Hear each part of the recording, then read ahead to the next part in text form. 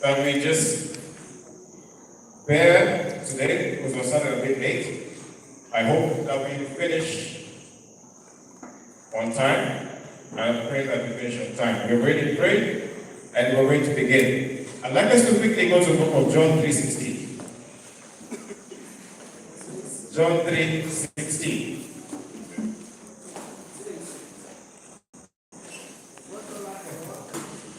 John 13, verse 19.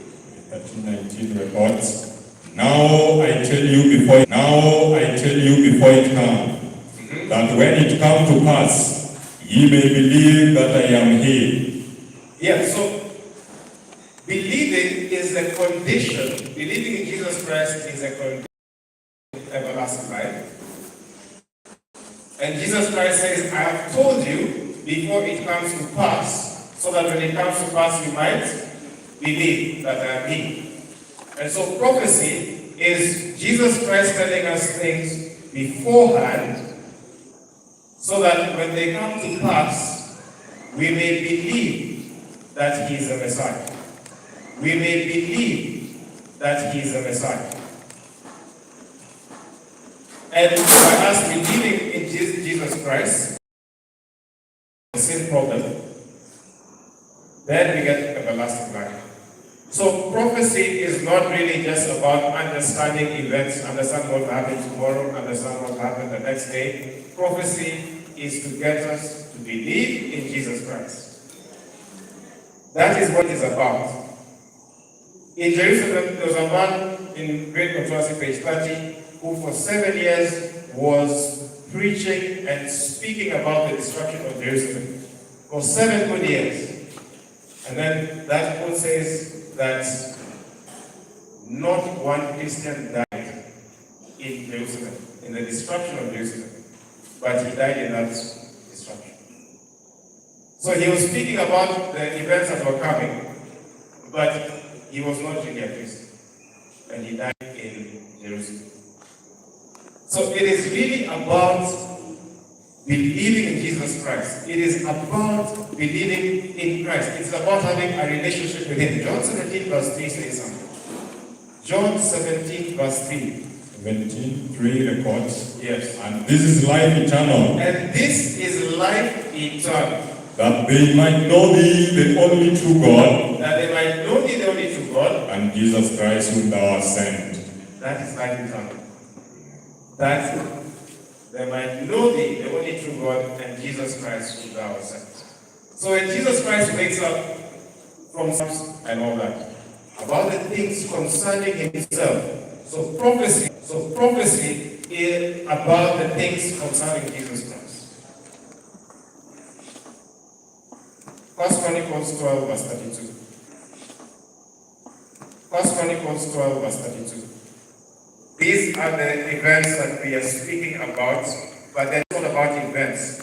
They're about getting us to understand Jesus Christ and Him crucified and everything about the plan of salvation. So we are looking at this.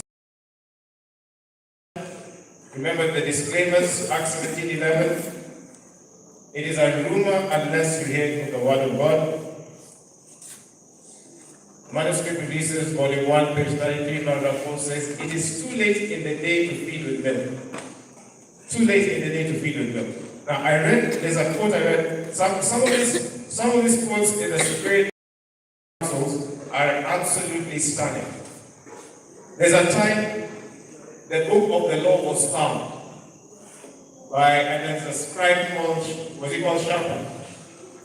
Yes, I believe that was his name. And he read the book of the law. And you know what the king did? Tore his clothes. It was absolutely stunning what some of the things were written in the book of the law.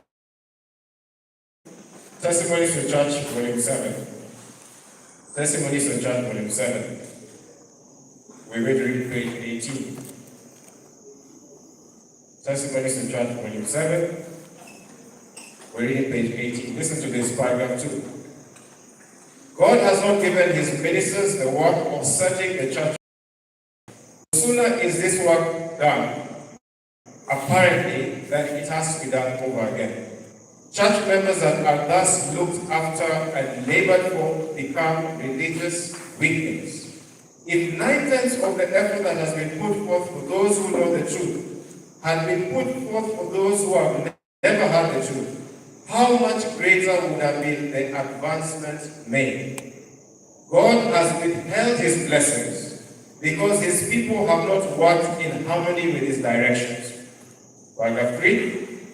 It weakens those who know the truth for our ministers, the time and talent that should be given to the unconverted.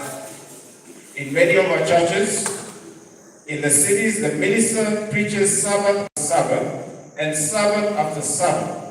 The church members come to the house of God with words to tell of blessings received because of blessings imparted.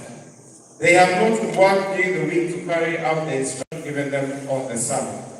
So long as church members make no efforts to give to others the help given them, great spiritual feebleness must result. So what has been happening? There's been a lot of spoon feeding in the church. There's been a lot of giving of milk. A lot of milk being given in the churches. The people must rise above this condition.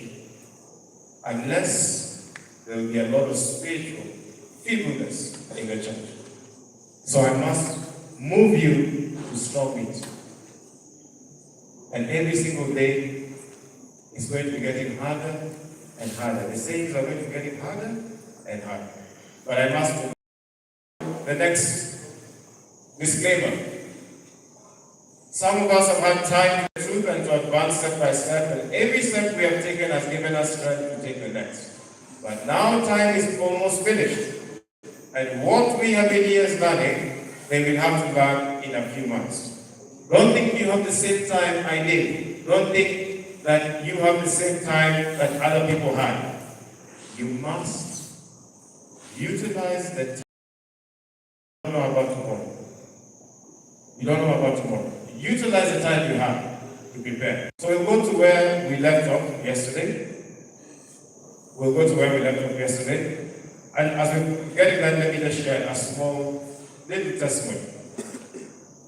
I have a distant relative, distant auntie, who I've been planning to meet for a while. She is in a bit of a high position, and I wanted to get some contacts from her and just have some discussions with her. So we had planned to meet for a very long time. Very, very long time. But every time we tried to meet, she had to fly out, or there was a meeting, or there was something happening, and we could not meet. Eventually we got to meet, and we sat down for lunch, and she told me that she has about 2 hours, strictly 2 hours, she needs to be leaving. So of course, the menu comes, she orders, I order, and when the food comes, even as the order is taken, she realizes that my order does not have any flesh, my order doesn't have any of those foods that most people eat. And we begin speaking about that. And we start talking, and we go through the Bible and just telling her why I made this decision. Are you ill? Do you have any allergies? So I try to help her understand. And just like it goes all the time, it moves from speaking about that, and somehow it moves into biblical prophecy. And so I begin telling her about these prophecies, and she's listening. And we end up in Revelation 13 and 17, trying to get to understand who the prophecy is and what the implications are. And so she's just listening very keenly, asking one question after the other. I don't even think she was blinking. She was just looking at me, asking one question. I answer her, she moves to the next question. I answer her, next question. And then she told me at the end of it, knowing what you know about the prophecy, if you were invited to the Vatican, would you go? And I was hesitating a bit, I was trying to think about it. And she tells me, and she shows me the letter, I was invited last week. I could not go because I felt very sick. And she goes on to tell me that this information that you have is so precious. This information you have needs to be told to the entire world. She was born Catholic.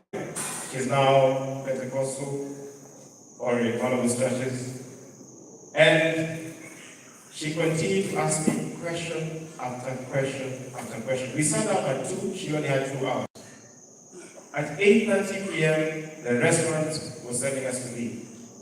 But she was still asking. We sat there for about 6.5 hours. And she was asking me one question after the next. This is the greatest wealth of knowledge that we have. The greatest wealth of knowledge that we have. And this is what the world is looking for. This information that God has bestowed upon us to give unto the world.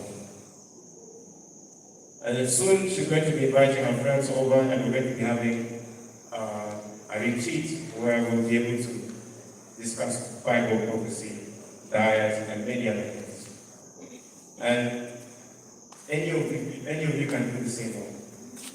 Any of us, we have this knowledge, we need to share it. But we have been spending so much time on church members. While the church members, we are told in Hebrews 5:12, need to be teachers, they still want to be students and still want to learn. So we are here. Yesterday we looked at this lady called Lauren Roberts, called to collapse separation of church and state.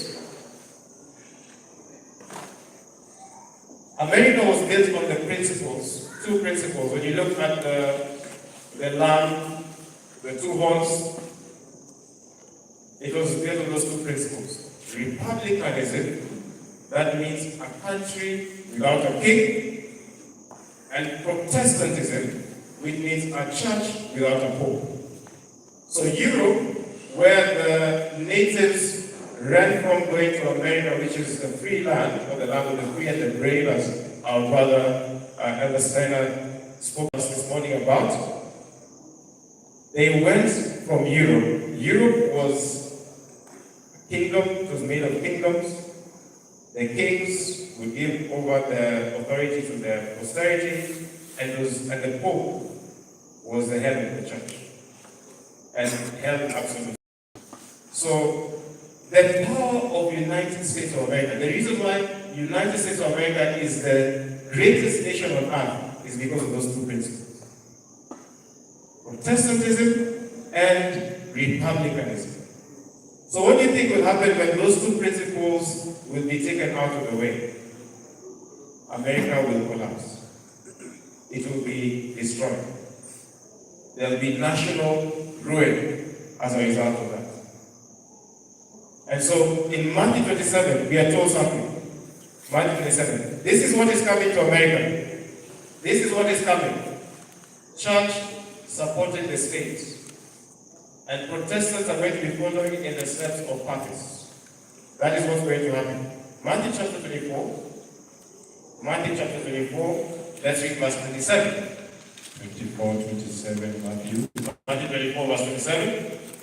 27, record, for as the lightning cometh out of the east, as the lightning cometh out of the east, and shineth even unto the west, so shall also the coming of the Son of Man be. So shall the coming of the Son of Man be. Jesus Christ is depicted as the lightning coming from the east and going all the way to the west. Where does the sun rise? Where does the sun rise? The east. Where does it set? The west. If you look at the prophecy of Daniel chapter 2, and you look at the kings, what is the first kingdom? Babylon. Where is Babylon? The east. Which other kingdom comes next? Medo-Persia. After Medo-Persia, where do you go to? Greece. Which direction are you moving?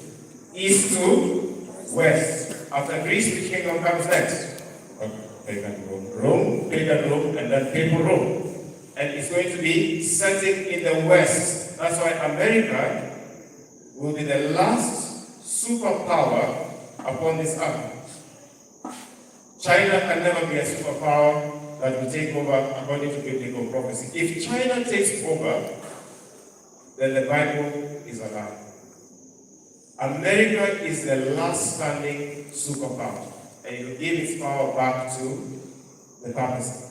But America will do that all. We saw what Trump was doing, posting an AI image of himself as a pope. In fact, when he was asked, he said that he would like to be pope himself. And we saw that soon there's going to be a power that is from the land that's going to give life to the image of the beast, that the image of the beast should both speak and cause that as many as do not worship the image of the beast should be killed. Now, when you look into it, what do you see? You see an image. You see someone just like you. That's the image on the mirror. America will look exactly like Pakistan. What do I mean?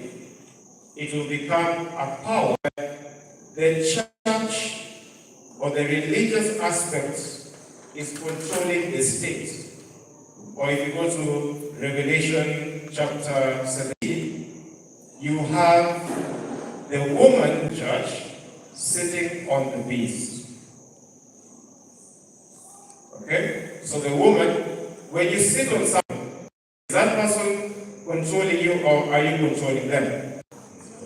You're controlling them. So the woman is sitting on the scarlet colored beast. So the woman who is the church is going to control the state. That's what's going to happen. That's why it's called the image of the beast. Let's move. Trump, the Republican, and Christian is a project which is called Project 2025. It's a document that Trump is using for what is known as the Presidential Transition Project, the mandate for leadership.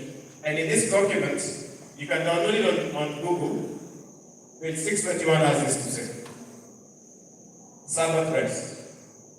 God ordained the Sabbath as a day of rest, and until very recently, the Judeo-Christian tradition sought to honor that mandate by moral and legal regulation of work on that day.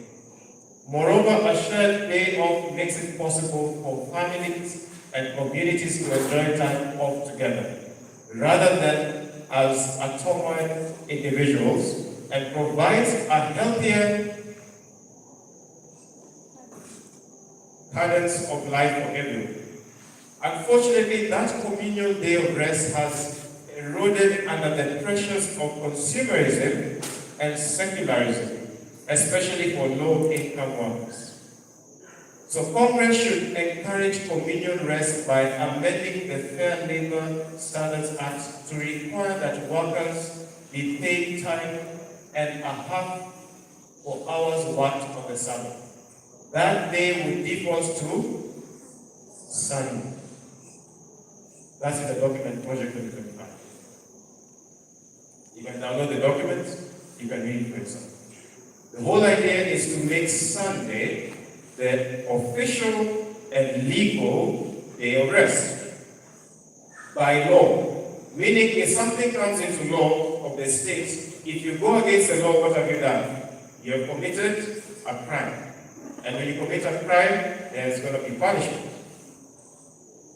Testimonies to the Church, Volume 5. Testimonies to the Church, Volume 5. We are going to read page 712.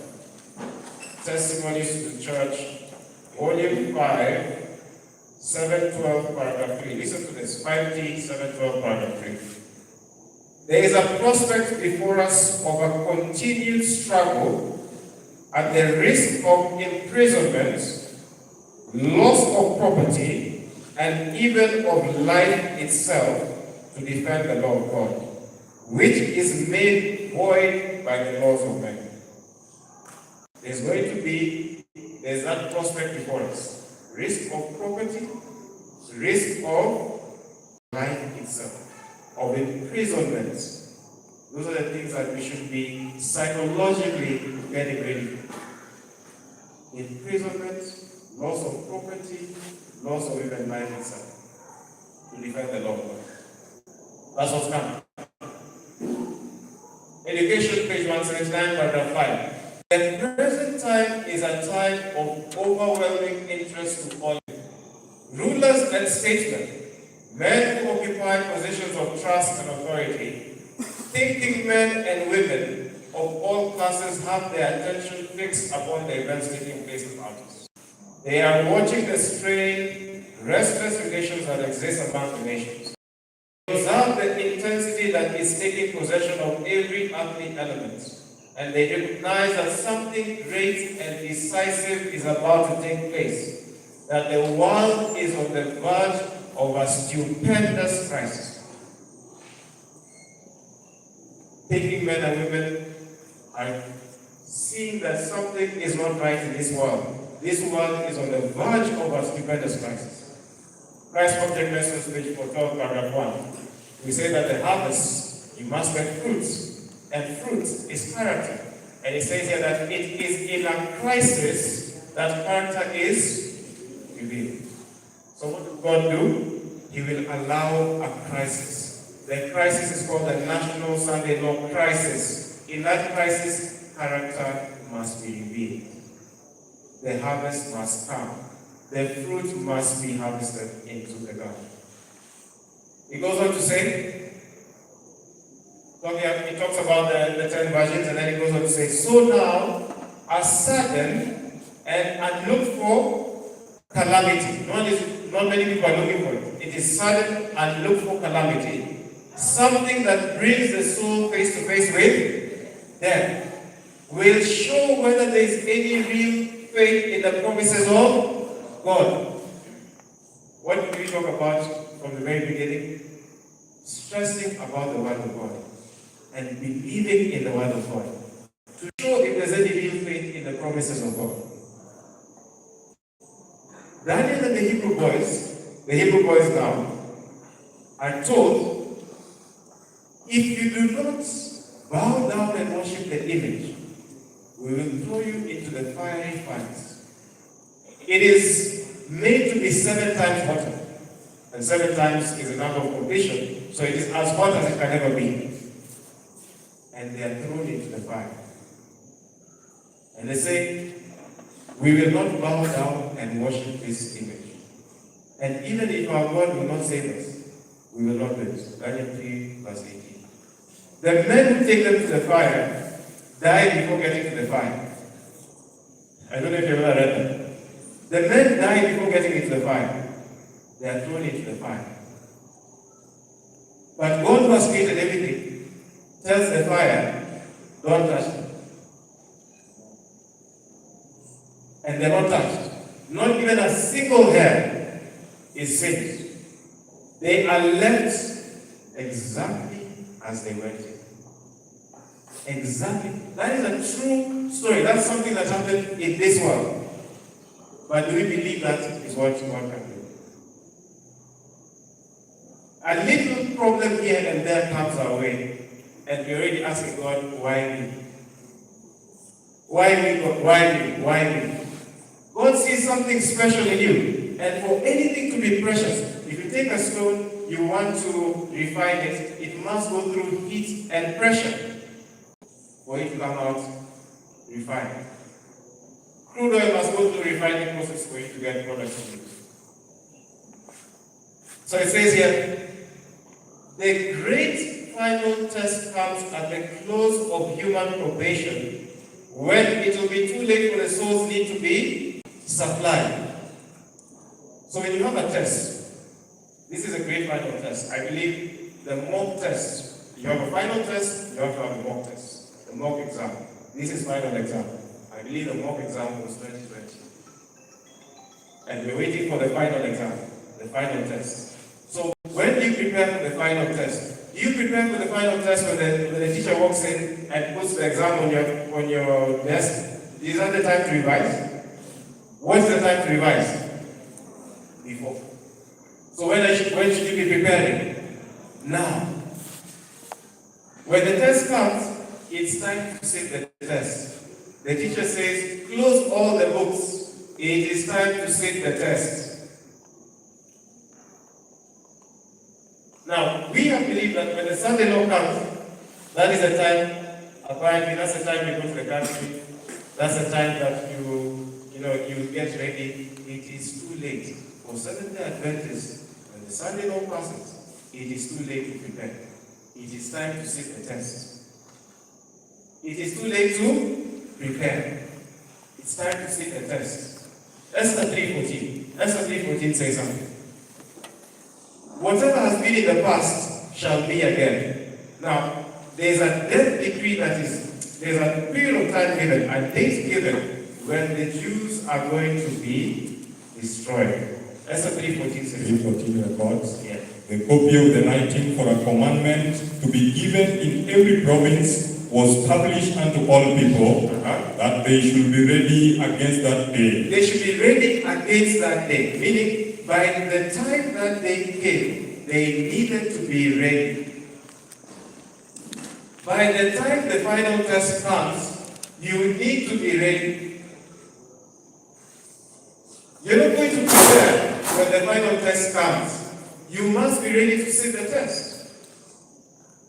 Sunday is our mark of authority. You've read this quote many times. The church is about the Bible. This test came in today in my name. God gives you material as you go. So today, September 18th. Today, September 18th. We will soon launch a new digital coin, Kenya token, an ambitious step towards strengthening financial systems and supporting sustainable economic growth across Kenya, Africa, and the rest of the world. This initiative will empower young people by creating opportunities to learn, trade, and invest in cryptocurrency. These things always sound so nice, but what I can tell you is that the economy that we have today must collapse. Not may collapse, it must collapse.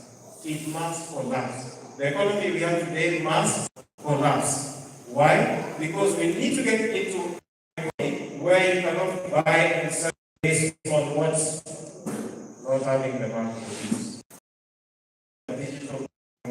So for you to have such an economy, you must collapse the economy that is currently there.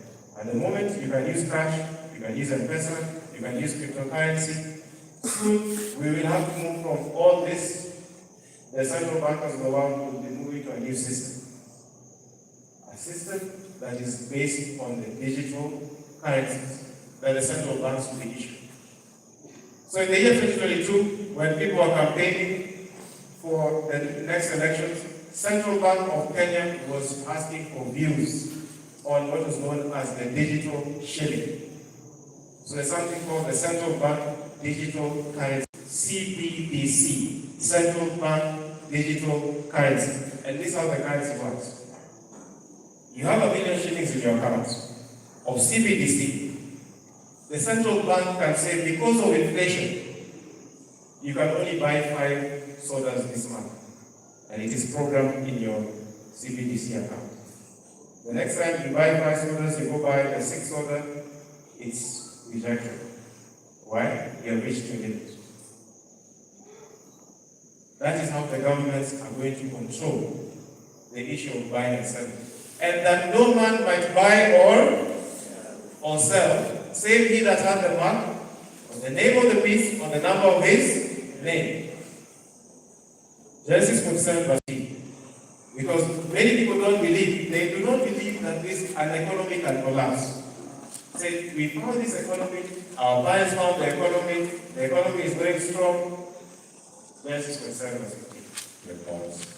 And when money failed in the land of Egypt, and when money failed in the land of Egypt, and in the land of Canaan, yes, all the Egyptians came unto Joseph and said, give us bread, for why should we die in thy presence? For the money failed. The money failed. So when the money failed, what did the Egyptians need?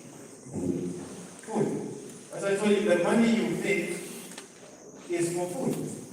Now, if God has a plan for you, which He had, and He has been talking about, that we need to build an ark.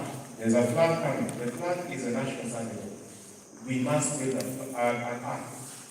If Noah believes that there's a flood, he says, I believe you, God, there's going to be a flood, and did not build the ark. Would he have Will he be saved? No. He had to believe, and his belief had to result in the building of the ark. And who gave him the instructions of building the ark? God. Has God given us instructions of what we need to do as the flood or the national Sunday law comes?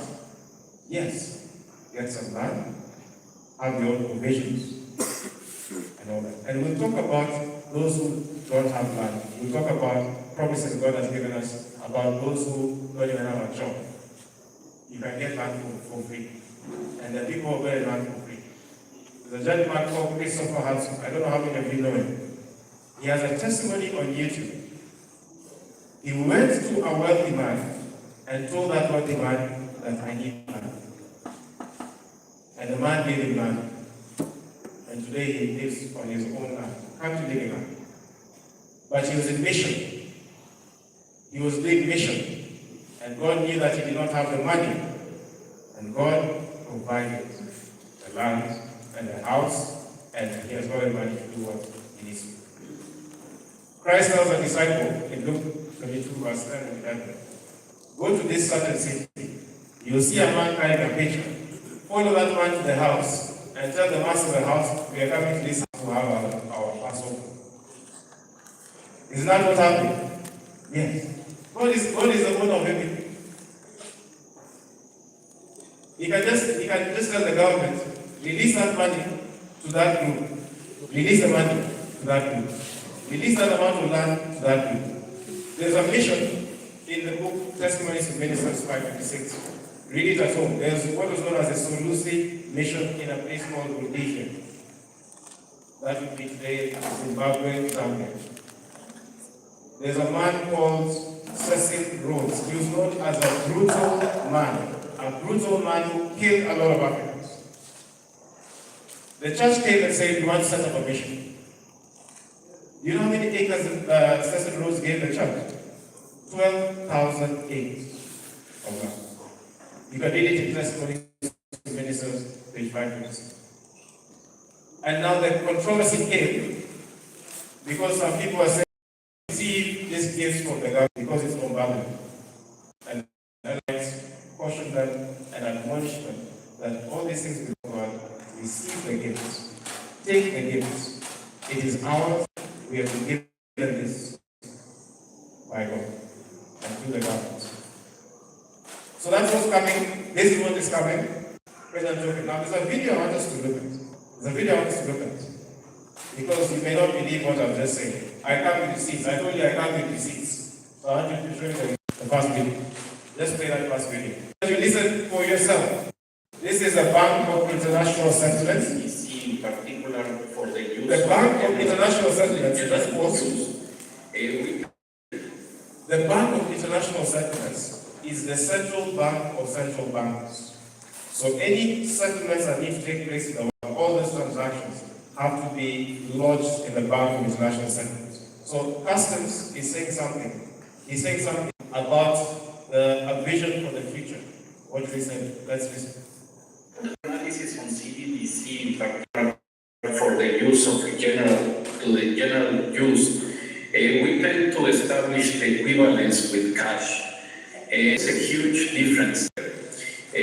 For example, in cash, we don't know, for example, who's using a $100 bill today. We don't know who is using a 1,000 peso bill today. The key difference with the CBDC is that central bank will have absolute control on the rules and regulations that will determine the use of that expression of central bank liability. And also, we will have the technology to enforce that. Those two issues are extremely important, and that makes a huge difference with respect to what cash is. So what are they going to have? They're going to have absolute control of how money is expressed and spent. and they'll have the technology to do it. So the technology, as I was mentioning earlier, the technology is not evil of itself. It is what the technology will be used for. It will be used for total control. That's what it's going to be used for. Isaiah page 3. Listen to this. Isaiah pages page 121, paragraph 3. Isaiah pages 121, paragraph 3. My time is running, and I have so much to say in a short time. Isaiah pages 121, paragraph 3. Listen to this. In the last great conflict of the controversy with Satan, those who are loyal to God will see every earthly support cut off. How much of earthly support? Every earthly support cut off. Give me some of those you know earthly support. Anyone, earthly support. Earthly support. What earthly support do you have?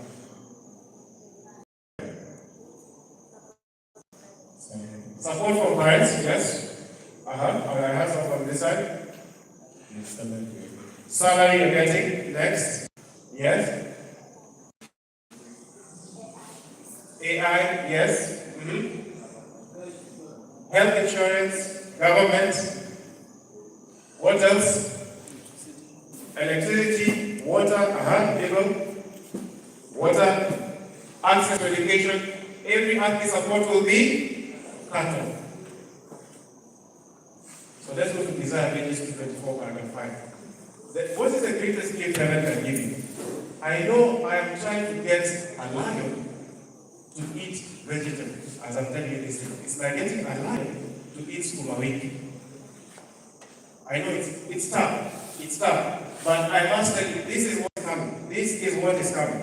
All earthly support will be cut off. No generation has the church. There is no living the church. It's the tares that live, the wheat remain, the tares live. So we're looking at Isaiah pages 224, paragraph 5. What is the greatest gift heaven can give you? You can read Isaiah pages 224, paragraph 5. Paragraph 5. God never leads his children otherwise than they will choose to be led. Go down to all heavenly gifts. The last part should be the last part. And all the gift that heaven can bestow upon men, yes, fellowship with Christ in his suffering is the most weighty trust and the highest honor. Of all heavenly gifts that heaven can bestow upon men, fellowship with Christ in his sufferings is a what? The weighty trust. Is the highest of gifts and the most weighty trust. Let's talk about John the Baptist. John the Baptist,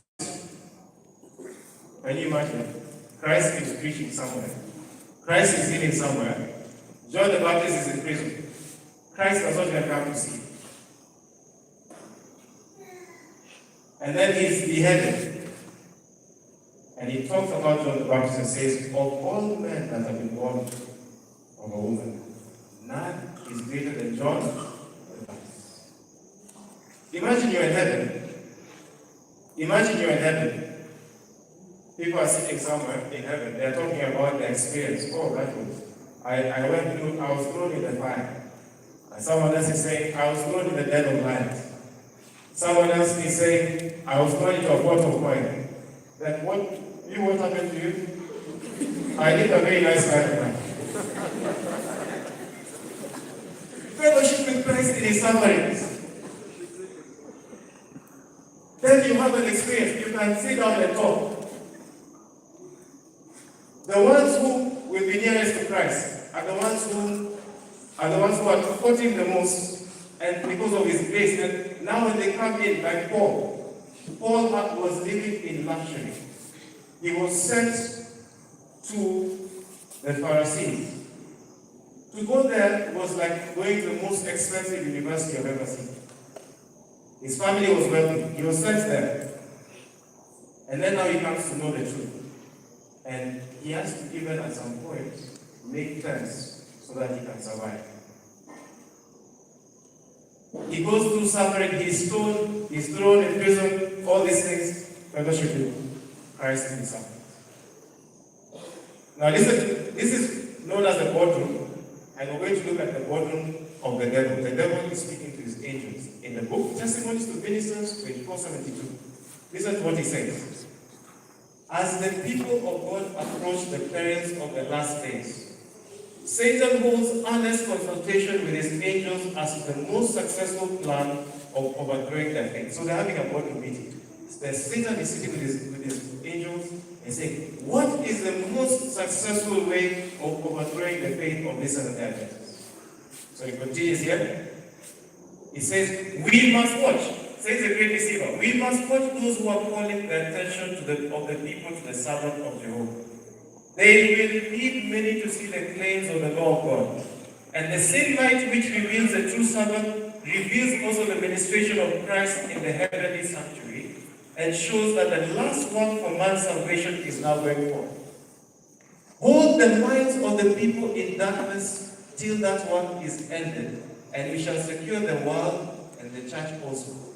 When you go out to preach, you go for evangelism, you preach, you show someone the truth, you open the Bible, you show verse after verse of the Sabbath, and then they say, the Sabbath is just Sunday, or the Sabbath is any day. What is happening? Who is holding them in darkness? The devil and the angels. The demons now. His angels. Listen to what he says, verse 3, paragraph 1. But our principal concern is to silence this sect of Sabbath keepers. Then, I want to go to paragraph 3. It says this. We must do our utmost to prevent those who labor in God's cause from obtaining means or money to use against us. Keep the money in our grants. The more means they obtain, the more they will injure our kingdom by taking from us our subjects. So what does he do? He tries as much as possible to keep money away from any person who is doing the work of God. Anyone, he tries to keep money away. Because the more money you have, guess what you can do? You will do more missions, you will do more, and you will take more of his subjects. Then he says this, Testimonies to Ministers, page 475. I will have upon the ground as my agents men holding false doctrines mingled with just enough truth to deceive souls. And upon the ground is where? Upon the Seventh-day Adventist. Men holding false doctrines mingled with just enough truth to deceive souls. I will also have unbelieving ones present, who will express what? Doubts to the Lord of warning to his church. So when people are in church, they are studying, they are looking at God's promises, saying these are wonderful. You will also have unbelieving ones who will express doubts. Should the people read and believe these admonitions, we could have little hope of overcoming.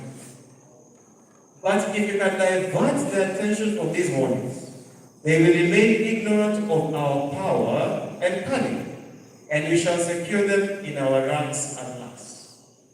Now, this is the devil speaking. And remember, this is someone who knows who God is. This is what he says. God will not permit his words to be slighted with impunity. If we can keep souls deceived for a time, God's mercy will be withdrawn and he will give them up to our full control. He just needs to keep minds deceived for a time. And the devil says, God will give them up to our full control. The angel's message is what needs to be preached. There's a vision. In the vision, an immense ball of fire is seen falling among some beautiful mansions. And then I heard someone say, we knew that the judgments of God were coming upon the earth, but we did not know that they would come so soon. Others with agonized voices say, "You knew. Why then did you not tell us? We did not know." I hope you'll not be one of those people. People are coming to you and saying, "You knew these things and you did not tell us." Testimonies of Church, page 28, paragraph 1. So you can see this farmer here, very happy with his produce, very happy with his harvest, smiling all the way. And it says, "To everything there's a season and a time to every purpose under heaven. A time to be born, and a time to die, a time to plant, and a time to pluck, or a time to harvest." The time of harvest is coming. Harvest time is on the way. Revelation 14, verse 15 says, "And another angel came out of the temple, crying with a loud voice to him that sat in the cloud, Thrust in thy sickle and reap, for the time is come for thee to reap, for the harvest of the earth is ripe." The harvest will be ripe on both sides, the righteous and the evil.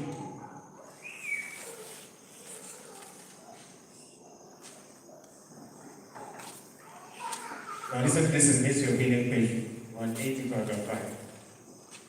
When we understand what salvation is, it will be simple to us. It's simple, but I realize we need to understand what salvation is.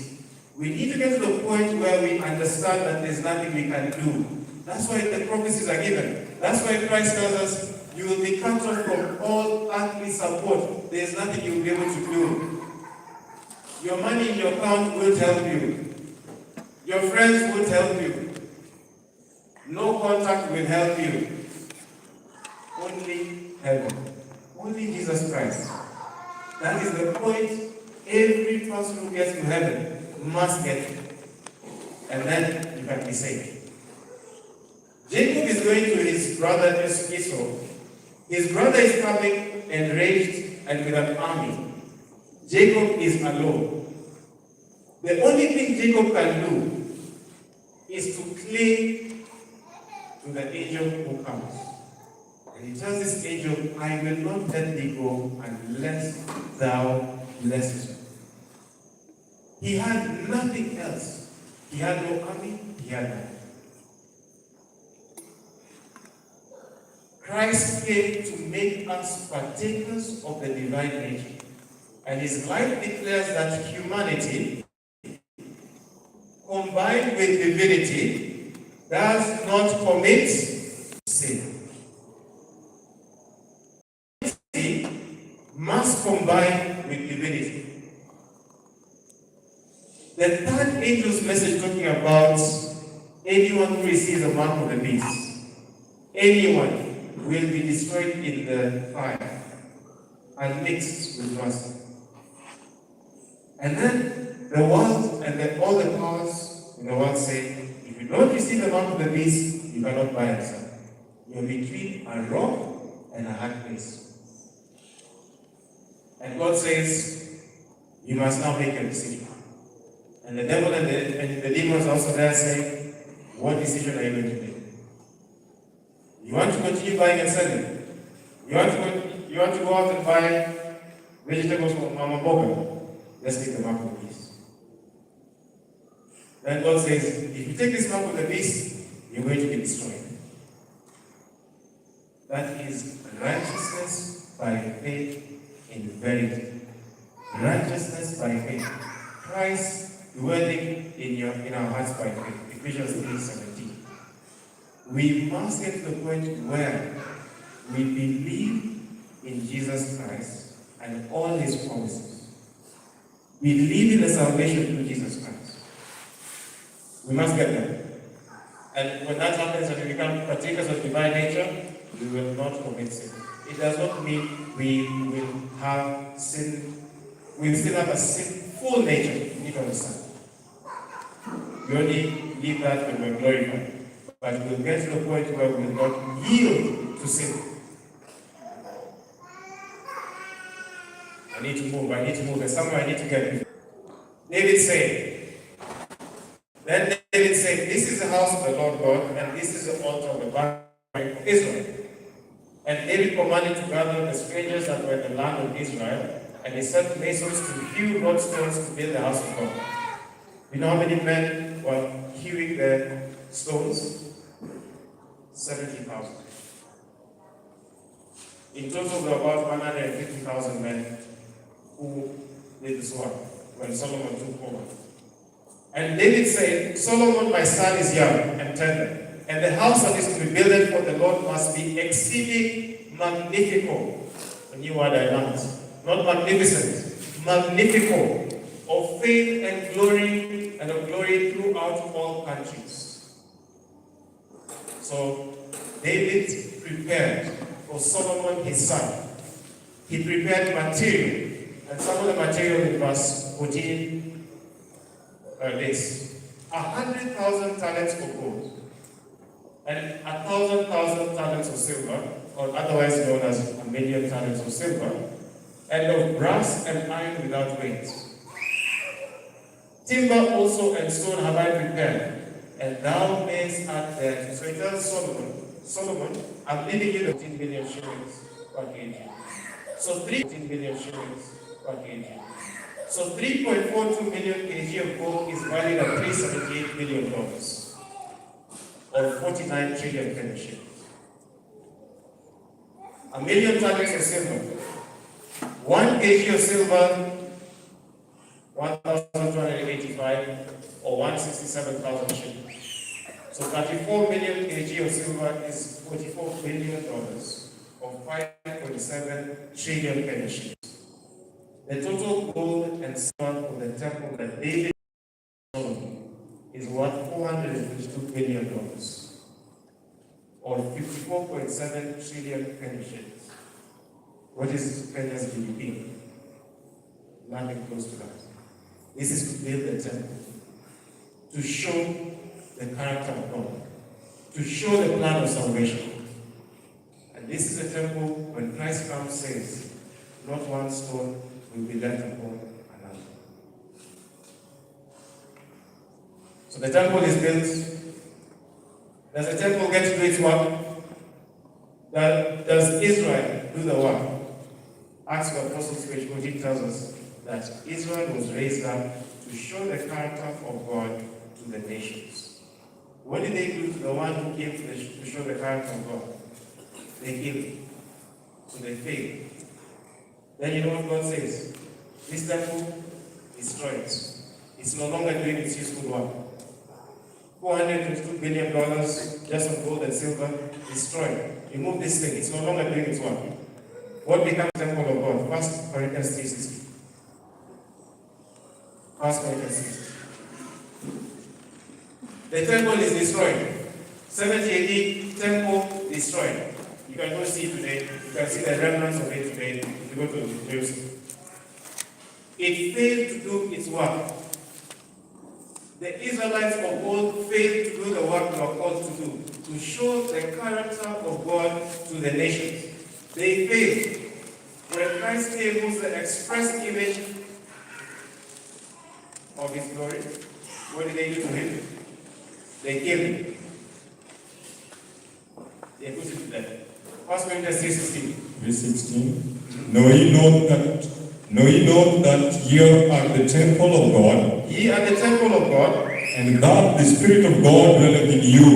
the Spirit of God dwelleth in you. Don't you know that you are the temple of God? You now become the temple of God. This temple is no longer required. You are the temple of God. You are more valuable than $122 billion. No amount of money, gold, and silver can be of value to even one soul. No amount. And in that temple, because in the temple of God, we had the outer courts where there was sacrifice, there was the water, then you have the inner courts, the first apartment and the second apartment, the holy place and the most holy place. Now, because you are the temple of God, because you are the temple of God, your body is a temple of God. There's something that happens in the bloodstream, in the body. In the body, there's what is known as the interstitial fluids. You have the blood in the capillaries. That's the outer court. where the sacrifices take place. There were feasts in the sanctuary. There were feasts in the sanctuary. These are things you know. We had 7 major feasts in the year, and these 7 major feasts correspond, or the type, or the shadow, corresponds to the antitype, or the reality. So this one Jewish year is equivalent to the entire Christian era. The feasts. Passover met its antitype, crucifixion. Unleavened bread met its antitype, Christ in the grave. First fruits, Christ's resurrection. Those happened one day after another for 3 days. And that's how Christ knew that I'm going to Jerusalem. I will be killed by the chief priests and the elders, and on the 3rd day I'll resurrect. What was Christ using? He was using the sanctuary and the feasts. He knew that it was talking about him in the feasts. After that, 50 days after his resurrection, there was going to be what is known as Pentecost. And he says in Acts chapter 1 that Christ was with his disciples on earth 40 days. And he tells them, remain in Jerusalem not many days from now, meaning 10 days later. So it'll be 50 days in total, you will receive the gifts of the Holy Spirit. Acts chapter 2, Pentecost happens. Which year have all these 4 feasts been fulfilled? Which year was that?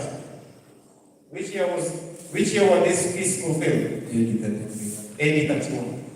AD 31. Christ is crucified, he's in the grave, he resurrects. Pentecost happens 50 days later. And then, and in the 7th month, there was what is known as the Feast of Trumpets. Our brother Steiner has talked about this, and the Millerite movement, the second Advent movement. It starts first day of the 7th month. It's fulfilled around 1833, 1834. And 10 days later, 1844, we have what's known as the Day of Atonement, or the pre-Advent judgment begins. Jesus Christ moves from the holy place, he moves to the most holy place. And he continues the work of intercession, and he starts the work of judgment. And this is the reason we exist as a movement. That in day 14. And to 2,300 days, then the sanctuary shall be cleansed. How many feasts are left? One more feast. One more feast is left. And it has been that way for about 181 years. Christ has been in the most holy place. He's been in the most holy place. And Christ, verse 69 says that he's waiting with longing desire. Of his character will be upon his feet, and then he shall come back. He is soon going to be coming back. Soon he's going to be bringing this thing to an end. He has been waiting for 181 years. There had to be prophecy against the other nations. How long has the earthly taken? If you read Isaiah page 48, paragraph 6, it says that when Christ was crucified, we used the sanctuary as a key. When he was crucified, it had been 4,000 years since the sin problem. The outer court, the limit of the earthly was 4,000 years. From when sin began to the limit, he moved it to the place, 31 AD. How long was it in the holy place? The limit of the holy place was 1844. How many years ago? 1,813 years. 4,000 years, the sacrifices begin, it culminates with Christ. Limit of holy place, 1844.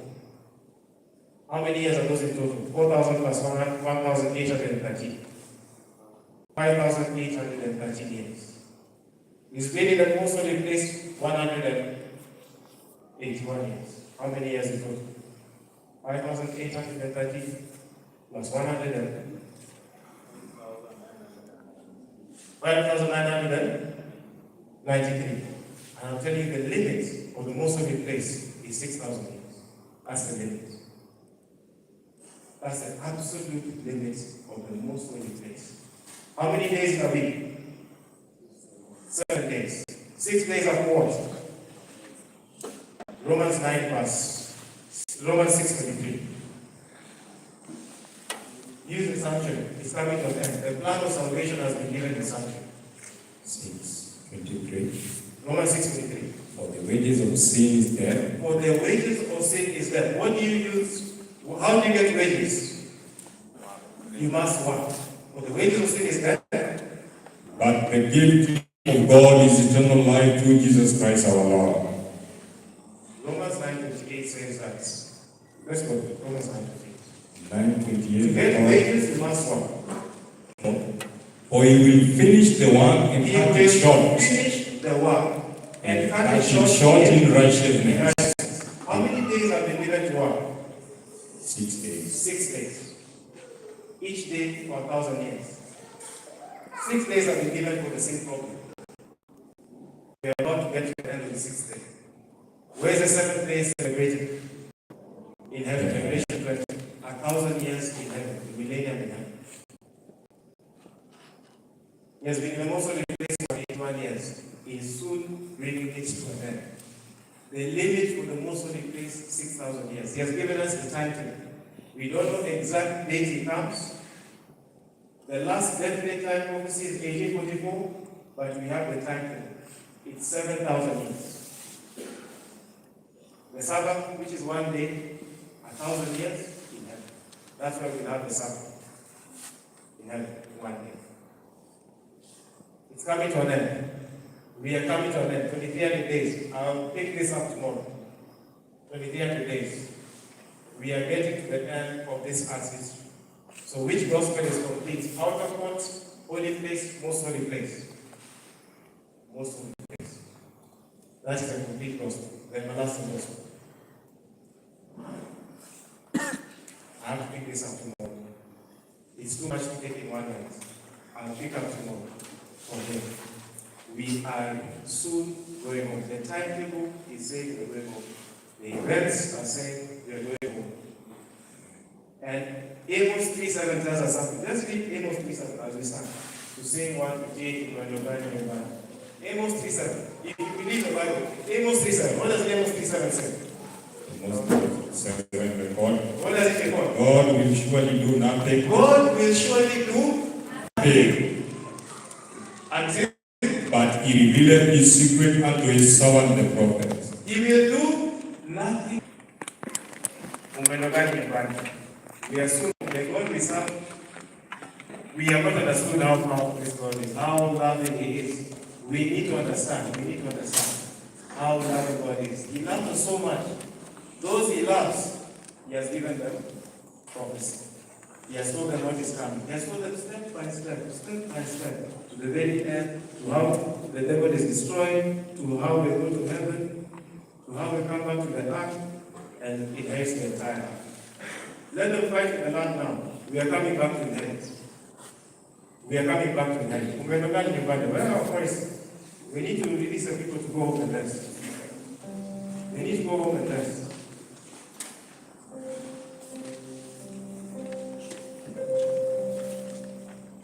Kiswahili.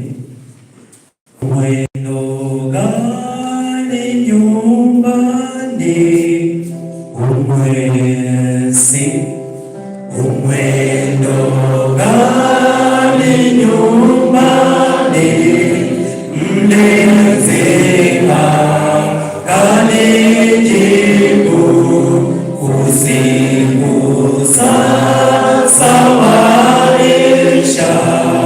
Acheo karibu, usihuzunike tena, bali ulemewe mwendo, hata ushike ufalme ule wa. And also appreciate for those who care for the night. I think our program stand and say hi. That is Brother Bonke Leonard. We're also joined by Executive, I think she's part of media. I didn't get her name, but she's an executive member. Also to say hi. Right. And I think the rest will know them, some of whom have been out, know them later. So quickly some few things, and then I welcome Brother Bonke. One, our ties are on the way. That is for the men. The ties are on the way by noon tomorrow. They should be in. Adjusted. So that means you'll be paying 200 for your products. You earlier given, you had given 150. Now you're receiving both a lapel and a brush.